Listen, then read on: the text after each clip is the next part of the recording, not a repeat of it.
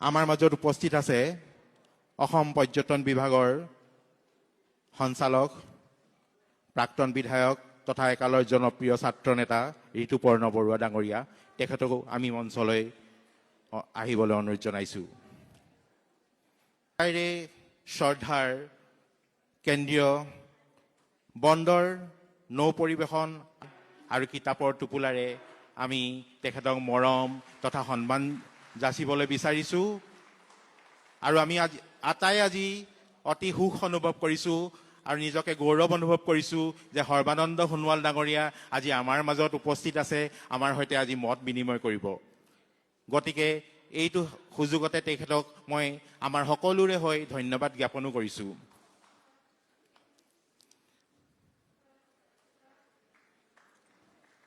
জীৱন আৰু কীৰ্তিক অভিনন্দন জনাই এই গ্ৰন্থখন প্ৰস্তুত কৰা হৈছে।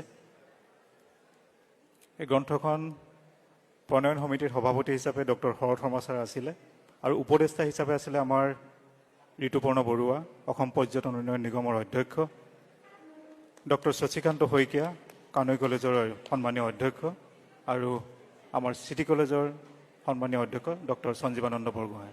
প্ৰতিজন অসমীয়াৰ বাবে গৌৰৱৰ দিন।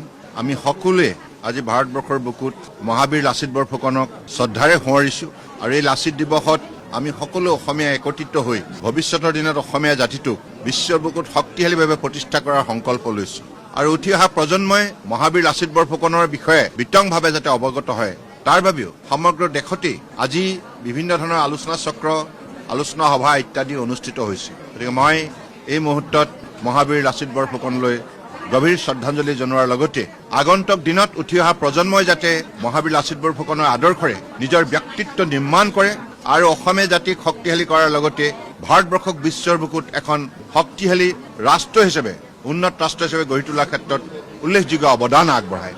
সেইকাৰণে শিক্ষা, সংস্কৃতি, ক্ৰীড়া, উদ্যোগ, গৱেষণা, সকলো কৃষি, সকলো ক্ষেত্ৰতেই যাতে আমাৰ উঠি অহা প্ৰজন্মই নিজৰ পাৰদৰ্শিতা দেখাবলৈ সক্ষম হয় আৰু বিশ্বৰ বুকুত অসমীয়া জাতিক তেনেধৰণে সুন্দৰ ৰূপত সজাই তোলাৰ ক্ষেত্ৰত উল্লেখযোগ্য তেখেতসকলে পদক্ষেপ গ্ৰহণ কৰে, তাকেই মই বিশেষভাৱে কামনা কৰিছোঁ। আৰু লগতে আজি নন্দলাল বৰগোহাঁই চিটি মহাবিদ্যালয় মই আহিলোঁ আৰু আপোনালোকে সকলোৱে জানে যে প্ৰয়াত নন্দলাল বৰগোহাঁই ছাৰ এগৰাকী মহান সমাজসেৱক আছিল। তেখেতৰ মহৎ প্ৰচেষ্টাত ডিব্ৰু কলেজ গঢ় লৈ উঠিছিল, তেখেত তাত অধ্যক্ষতাও কৰিছিল, লগতে চিটি মহাবিদ্যালয় গঢ় দিছিল। গতিকে সেইগৰাকী মহান শিক্ষাবিদ আৰু সমাজসেৱকে যি আদৰ্শৰে আমাৰ গাঁৱৰ চাহ বাগিচাৰ একেবাৰে অভাৱী ছাত্ৰ ছাত্ৰীসকলক শিক্ষাৰ ক্ষেত্ৰত আগুৱাই নিয়াৰ বাবে যিখিনি তেখেতে সুবিধা প্ৰদান কৰিছিল তাৰ বাবে সদায় তেখেত স্মৰণীয় হৈ ৰ'ব। গতিকে মই আজি এই শুভক্ষণত প্ৰয়াত বিশিষ্ট শিক্ষাবিদ, ডিব্ৰু মহাবিদ্যালয়ৰ প্ৰতিষ্ঠাপক আৰু এগৰাকী